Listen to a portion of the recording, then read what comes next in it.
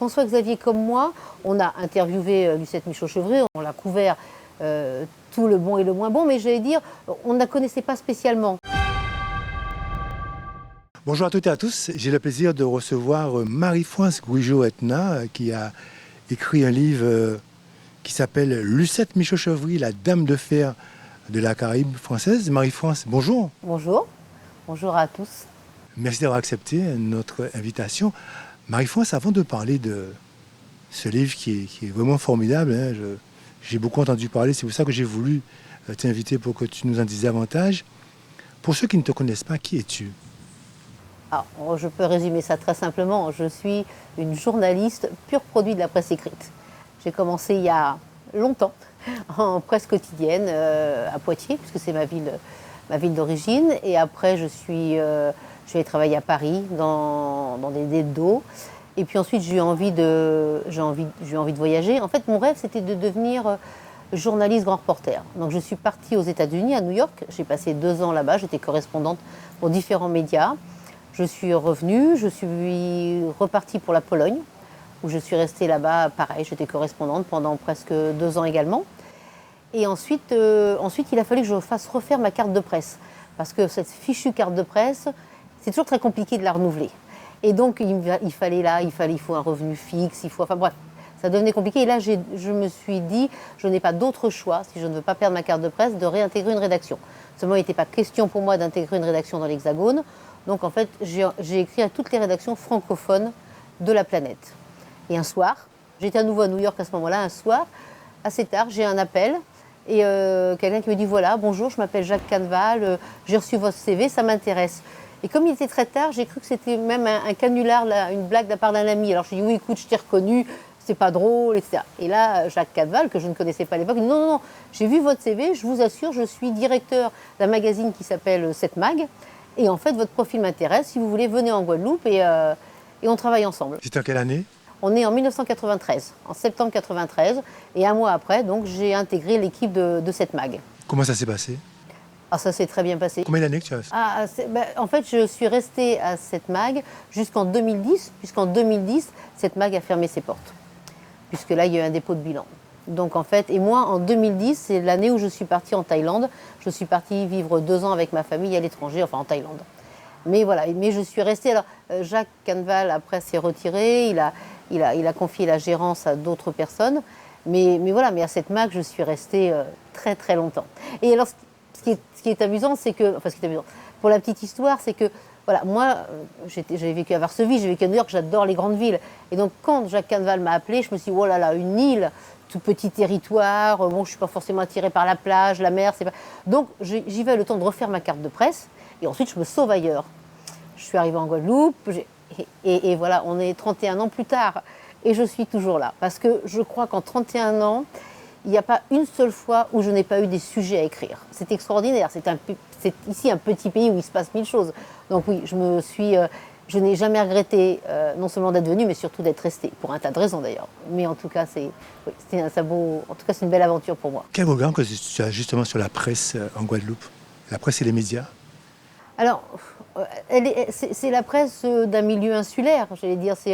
Moi, je suis correspondante, par exemple, avec des médias à Paris. Il est impossible de comparer avec la presse parisienne. Ce n'est pas les mêmes exigences, surtout pas la même ambiance. Alors maintenant, au bout de 30 ans, je veux dire, je ne connais, entre guillemets, presque que la presse locale. Donc voilà, j'ai appris à travailler, enfin, je me suis fondue dans le système. Et par contre, là où je peux comparer, c'est que j'ai commencé en presse quotidienne. Aujourd'hui, quand je vois le résultat de France Antilles, je trouve que c'est très honorable, c'est un très bon boulot. Je veux dire, la presse ici en Guadeloupe peut être fière d'elle, parce qu'elle fait, en tout cas, elle fait un travail tout à fait correct et digne, et les journalistes qui sont là sont de bons journalistes. En tout cas, c'est comme ça que moi, je le ressens. Aujourd'hui, tu exerces dans quel média ? Alors aujourd'hui, je suis en indépendante en fait. Alors essentiellement, je suis retournée entre guillemets auprès de ma maison mère, c'est-à-dire que je suis à Nouvelle Semaine essentiellement. Mais je fais aussi, c'est moi qui écris les articles dans le MAG, le magazine de France Antilles le vendredi. Et alors je me fais un plaisir personnel, c'est de couvrir les assises. Donc là pour France Antilles. Voilà, parce que en fait, c'est l'avantage d'être en freelance, c'est qu'en fait, ça me permet d'écrire de manière très différente selon mon média et surtout d'aborder des sujets très divers. Le MAC, c'est beaucoup plus culturel, mais c'est un domaine que j'aime beaucoup. Les assises, c'est quelque chose que j'aime aussi beaucoup. Et puis après, dans Nouvelles Semaines, là, on est sur de l'infogéné. Voilà, donc j'allais dire, je me fais plaisir au quotidien. C'est vraiment, pour moi, ce sont des axes de travail qui me plaisent. Et puis quand je peux, voilà, j'écris des papiers pour Libération et pour Marianne. Très bien. Alors, venons à ce livre, Marie-France, qui a un peu surpris tout le monde. Lucette Michaud-Chevry, avec un titre La Dame de fer de la Caraïbe française. Comment est partie cette idée? Raconte-nous cette histoire. Oui. Alors, effectivement, c'est une histoire. En fait, voilà, François-Xavier Guilherme a été journaliste ici en Guadeloupe, à France-Antilles. Il a quitté la Guadeloupe et il est devenu correspondant à Paris pour France-Antilles. On se connaissait à l'époque, on s'était rencontrés pendant les conférences de presse, sans être amis, mais on se connaissait. Et François-Xavier Guilherme connaissait donc Maître Ursulé, qui était un ami de Lucette Michaud-Chevry. Et la veille de ses 90 ans, Maître Ursulé en a parlé à Lucette Michaud-Chevry en lui disant « Voilà, il est peut-être temps de confier à quelqu'un toutes tes mémoires. Tu ne l'as jamais fait, là j'avance. » Sauf qu'il dit « Oui, mais je ne sais pas à qui. Je n'ai pas de journaliste, je n'ai pas spécialement fait de choix. » Et là, il lui propose le nom de François-Xavier Guilherme. Alors, François, je le précise parce que je crois que c'est important après dans la manière d'écrire le livre. François-Xavier comme moi, on a interviewé Lucette Michaud-Chevry, on l'a couvert tout le bon et le moins bon, mais j'allais dire, on ne la connaissait pas spécialement. Donc on n'avait pas ni d'inimitié ni d'amitié pour elle. Et je crois que c'est aussi ce qui fait, entre guillemets, la valeur de ce livre. C'est que vraiment, on a traité ça comme deux journalistes. Donc elle rencontre François-Xavier Guilherme. Et en fait, ils discutent. Et elle l'invite à déjeuner. Et elle dit, bon, à la fin du déjeuner, je vous dirai si vous me convenez ou pas. Et donc, à la fin du déjeuner, elle lui dit, bon, mardi, vous revenez et on commence à travailler ensemble. Et donc, ils ont eu comme ça plusieurs séances de travail où elle a raconté sa version des faits. Voilà. Et voilà. Et quand François-Xavier donc, a commencé à dérocher, quand il a commencé à écrire tout ce qu'elle lui avait donné comme information, il s'est aperçu qu'il avait de quoi faire une très jolie biographie, mais pas un livre. Donc il m'a appelé et il m'a dit « Écoute Marie, si tu veux, on va faire quelque chose ensemble. C'est-à-dire qu'on va faire une biographie complète sur Lucette Michaud-Chevry, pas uniquement avec sa version, mais avec sa version de tous ceux qui l'ont côtoyée. Donc moi, je suis sur Paris, donc je vais interviewer tous ceux avec qui elle a travaillé sur Paris, et toi, tu es en Guadeloupe, fais la même chose de ton côté. » Et c'est comme ça que finalement, à distance, on a pu très bien travailler, parce qu'on avait chacun notre domaine d'action. Et moi, donc, j'ai interviewé ici. Alors, il y a des gens qui ont refusé de collaborer. Mais, quelles sont ces personnes? Par exemple, Jacques Gillot n'a pas souhaité le faire. Il avait des raisons, il t'a évoqué? Alors, Jacques Gillot m'a dit que. En fait, il m'a dit qu'il était déjà très déçu de la politique et qu'il n'avait pas envie, à nouveau, même à travers ce qu'il dirait, à nouveau de replonger là-dedans. Donc, en fait, l'aventure ne l'intéressait pas. Dominique Larifla, j'ai eu beau le harceler. Il ne m'a jamais répondu. Fischer, par exemple, m'a répondu. Jean-Paul Fischer. Jean-Paul Fischer, pardon, voilà, m'a dit si jamais je dis tout ce que je sais, ce soir, je ne peux plus rester en Guadeloupe, ni même dans l'Hexagone. Donc, je ne dis rien. C'est ce qu'il m'a expliqué sur le ton de l'humour. Enfin, il m'a dit voilà, donc je ne parlerai pas, je ne raconterai rien. Il faut rappeler que Jean-Paul Fischer a beaucoup travaillé avec lui. Beaucoup travaillé. Voilà, pour moi, c'était. Disons que je me suis intéressée aux interlocuteurs qui auraient pu amener quelque chose. C'était ça l'idée. Et voilà, et ça a été sa réponse. En revanche, après, ceux qui ont accepté de me parler, il y a eu Philippe Cholette, Luc Adémar, Blaise Aldo, Fred Madini-Couty, Madame Francilius Figuière. Donc voilà, après j'ai eu aussi des gens qui ont accepté et on a essayé de choisir les collaborateurs les plus proches, en tout cas ceux qui avaient une histoire avec Lucette Michaud-Chevry. Comment s'est passée la mise en page, puisqu'il y a quand même des rushs, il y a quand même beaucoup d'informations. D'ailleurs, ça a été la grande difficulté d'écrire ce livre, c'est-à-dire qu'on s'est retrouvé avec une masse importante d'éléments. Mais après, c'est un livre, il fallait aussi que nous, rédacteurs, nous soyons prudents sur le contenu. Donc ce qui a été assez long, ça a été déjà de comparer les versions. Parce qu'il est arrivé quelquefois qu'on était tellement d'une version à l'autre tellement loin qu'on a préféré effectivement éviter pour ne pas tomber dans un excès ou un autre. Et puis après, il a fallu, comme on était chacun de son côté, il a fallu dans la biographie rassembler pour que ça ait une logique. C'est-à-dire que bon, il fallait que ce soit toute l'histoire de sa vie. Évidemment, on s'est servi du temps, on l'a fait de manière chronologique, mais en même temps, on a vraiment travaillé pour que ce soit une histoire. C'est-à-dire ce qu'on voulait faire, c'est que bon, ceux qui ont connu Lucette Michaux-Chevry, donc au contraire, ça leur a rappelé, j'imagine, et j'espère beaucoup d'événements, mais on voulait que ceux qui ne l'aient pas connu aient quand même envie de lire ce livre, en tout cas quand ils commencent ce livre, qu'ils aient envie d'aller au bout. Et même si ce n'étaient pas des férus de politique, mais en fait qu'ils soient captivés par la vie de cette femme qui était captivante. La particularité de ce livre, c'est justement que vous commencez au début, depuis la naissance donc de Lucette, ensuite jusqu'à parler de ses études, sa carrière politique et jusqu'à la mort. Oui. C'était ça en fait En fait, voilà. Donc on a pris ce déroulé classique, certes, mais voilà, on voulait aussi, parce que tout le monde connaît Lucette Michaux-Chevry, mais on voulait quand même peut-être que les gens la voient différemment. Donc je ne sais pas si on a atteint notre objectif, mais en fait voilà, on a parlé d'elle petite. Et puis, comme effectivement, ensuite avocate, ensuite quand elle démarre au département, quand elle est avec Jalton, puis quand elle passe aux côtés de Chirac. Et puis, donc toute cette évolution, parce que je crois que même moi, en écrivant ce livre, en fait, j'ai découvert le personnage autrement.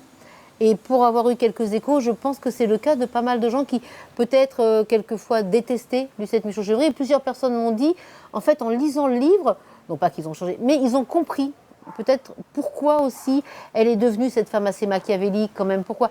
Voilà, il y a alors on n'a pas la prétention d'expliquer la nature et le comportement du Lucette Michaux-Chevry, mais je pense qu'on donne des pistes. Nous-mêmes, journalistes, on a découvert, en fait, on a mieux compris en tout cas. Alors justement, Marie-France, sans entrer dans trop de détails, puisqu'il va falloir aussi montrer le livre et surtout que les gens l'achètent. Mais qu'est-ce qu'il y a de palpitant dans ce livre ? Qu'est-ce qui fait qu'aujourd'hui, que Lucette Michaux-Chevry reste encore un mystère pour certaines personnes en Guadeloupe ?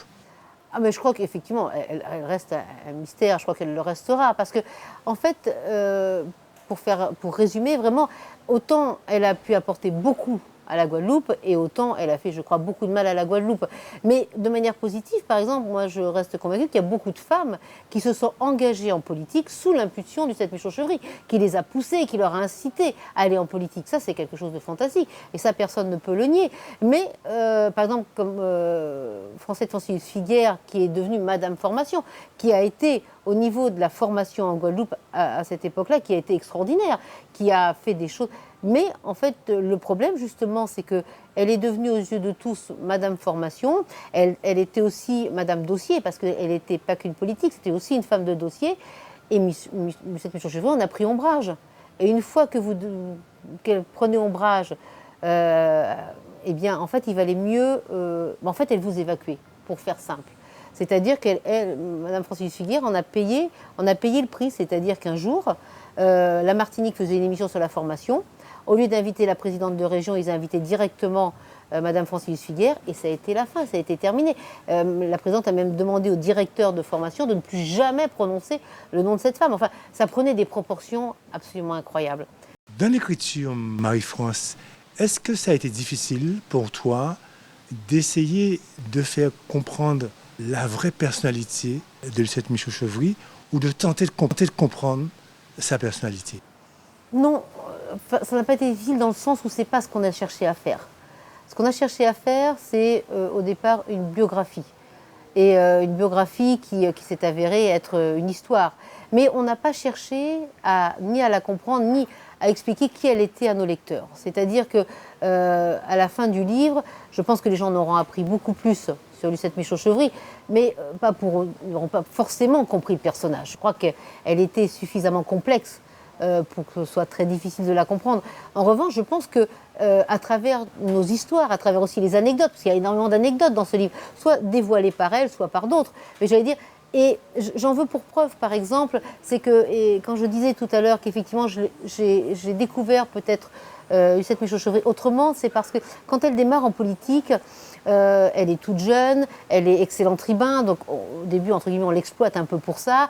Et puis aussi, donc Frédéric Jalton, à l'époque, lui fait des promesses. Pourtant, ils s'entendent très bien, mais il lui explique qu'elle deviendra, à son tour, elle sera présidente du conseil départemental. Enfin, il lui fait de très belles promesses jusqu'au bout. Et au dernier moment, en fait, 2 fois on lui fait le coup. Au dernier moment, on lui dit, écoute, non, tu ne seras pas sénatrice, non, tu ne seras pas présidente du département, parce que tu es une femme, parce qu'on a trouvé quelqu'un d'autre, etc. Et c'est quelque chose, et on peut le comprendre, c'est une injustice qu'elle encaisse. Mais en fait, avec son caractère, d'autres auraient peut-être baissé les bras, auraient pu dire, c'est pas pour moi la politique. Elle dit, puisque c'est comme ça, moi, je serai une femme politique bien debout et j'aurai besoin de personne. Et voilà, et c'est ce qu'on comprend dans le livre, c'est que finalement, au début, avec tout ce qu'elle a vécu, tout ce qu'elle a dû encaisser, du fait parce qu'elle était jeune, parce qu'elle n'avait pas d'expérience, parce qu'on avait envie juste d'exploiter ses qualités, et bien finalement, parce que c'était son caractère, elle a dit, puisque c'est comme ça, vous allez voir qui je suis. Et là, elle est partie après. Et après, elle s'est permis effectivement beaucoup de choses. Comment Lucette Michaux-Chevrier a réussi à se construire? Parce qu'en tant que femme, c'était déjà quand même difficile politiquement. Au travers de ce livre, est-ce que tu as essayé de comprendre, est-ce que tu as vu un peu cette stratégie qu'elle a dû adopter, choisir pour exister? Alors, je pense que cette Michaux-Chevrier, elle s'est juste construite par rapport à son caractère.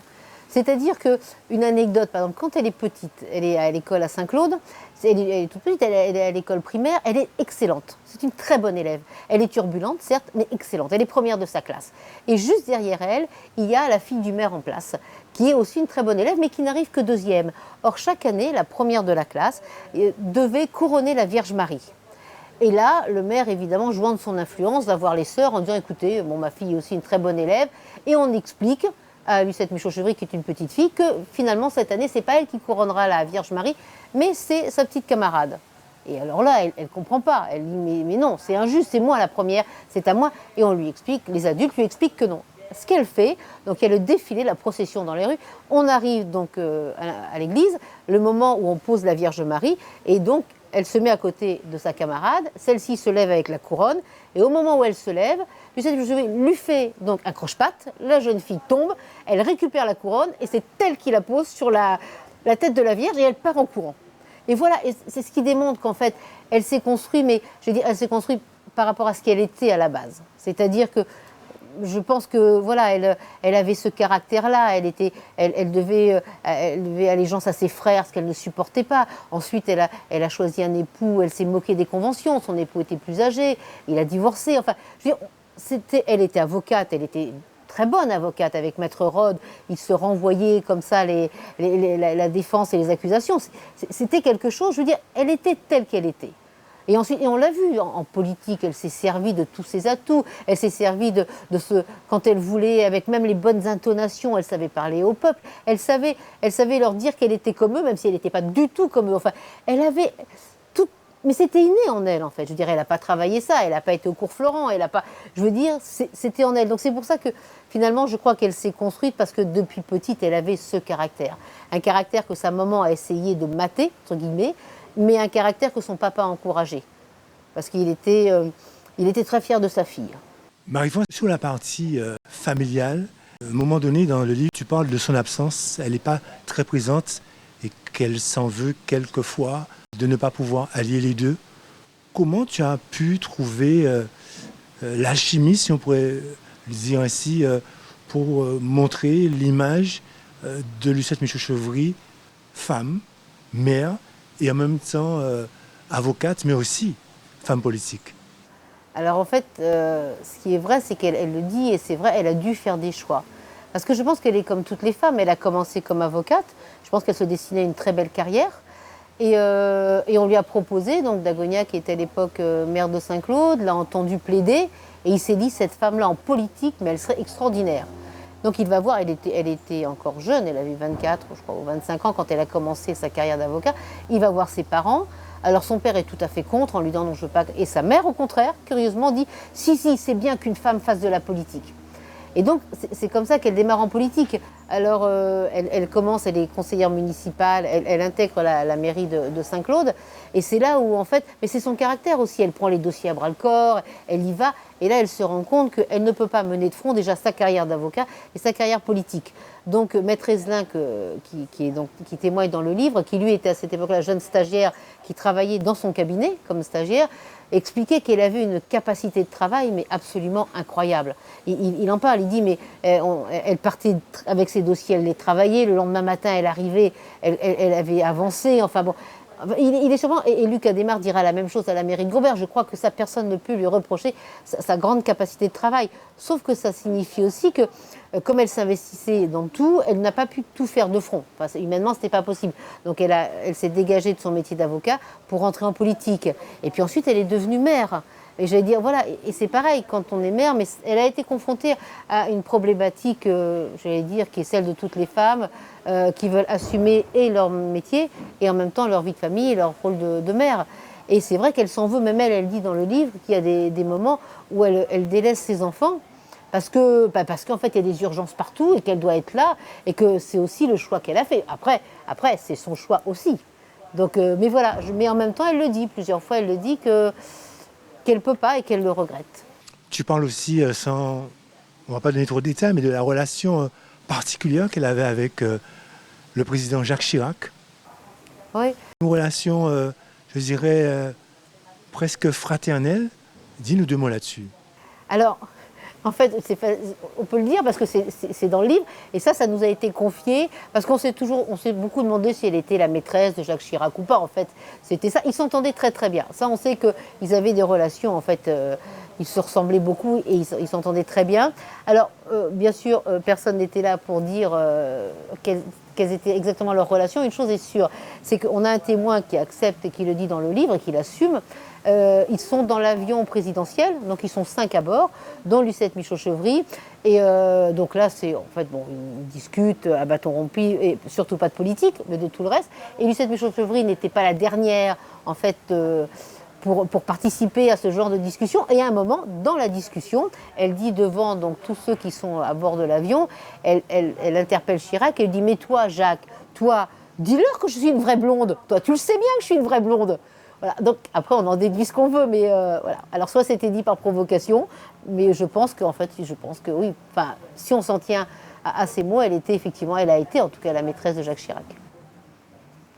Mais bon, après, moi, je n'étais pas là, donc je ne sais pas. Je m'en tiens simplement à ce qu'on nous a dévoilé. Alors on disait bien souvent que Lucette avait une réputation de tueuse en politique. Est-ce que c'est vraiment cette femme redoutable que tu as pu côtoyer? Sans aucun doute, elle était terrible. Ça, je pense que quand on lit ce livre, oui. Après, bon, c'est pour ça que je dis c'est bien de partir du début pour comprendre ce qu'elle est devenue après. Parce que je pense qu'il y a certains événements, notamment au début de sa carrière politique, s'ils n'avaient pas eu lieu, je ne suis pas sûre après qu'elle soit devenue ce qu'elle est devenue. Mais bon, on ne réécrit pas l'histoire. Et donc, Lucette Michaux-Chevry, oui, elle était... Et puis alors, surtout, ce qui était... Donc, elle avait ses ennemis en politique.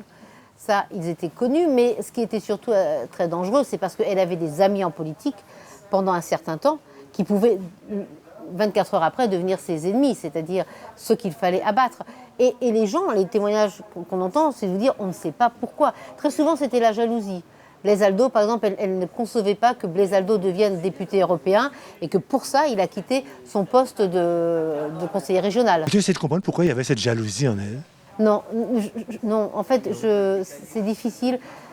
Je ne sais pas. Elle refusait, disons qu'elle voulait être seule à la tête de tout. Seule, c'est pour ça d'ailleurs qu'elle aurait aimé être seule à la tête de la Guadeloupe aussi. Mais je crois qu'en fait, c'était...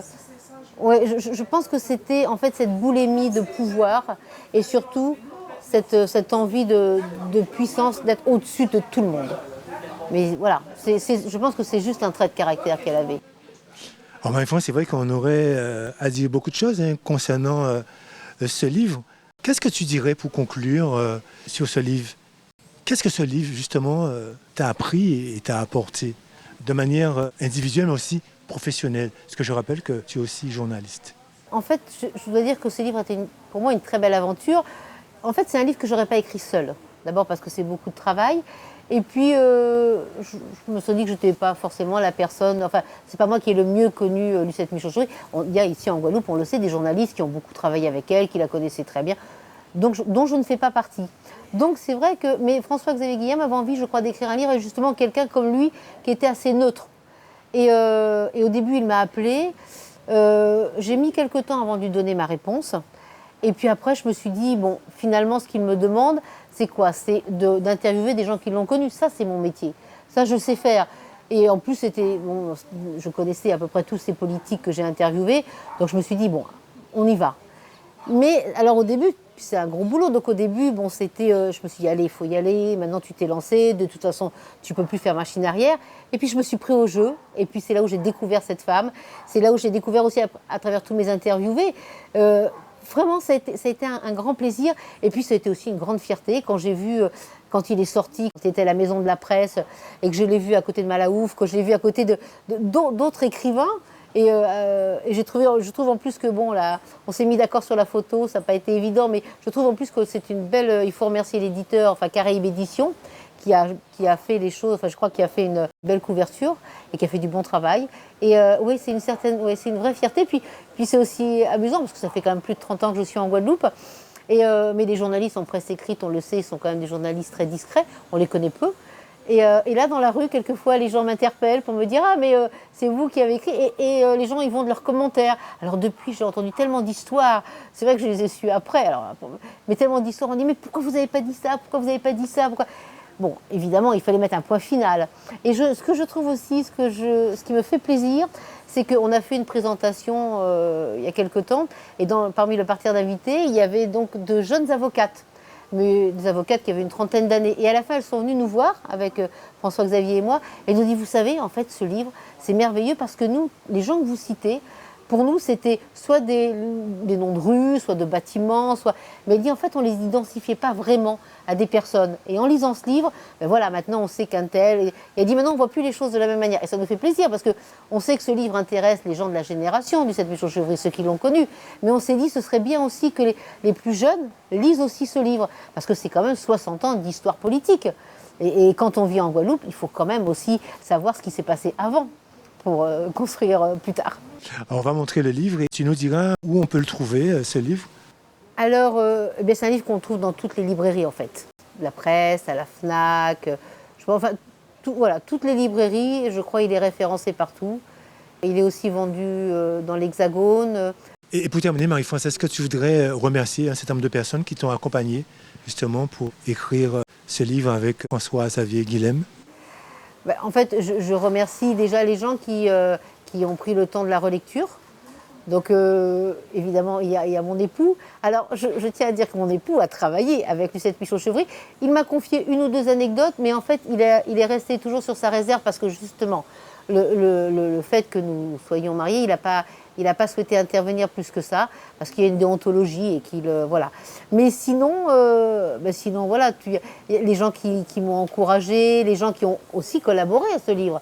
Parce que, je vais dire, il faut quand même accepter de témoigner en sachant que ce sera publié. Donc pour le courage de tous ces gens qui ont accepté de nous faire confiance, à moi et à François-Xavier. Donc j'espère qu'ils ne sont pas déçus du résultat. Marie-France, merci. Merci à vous. Merci Le Pige.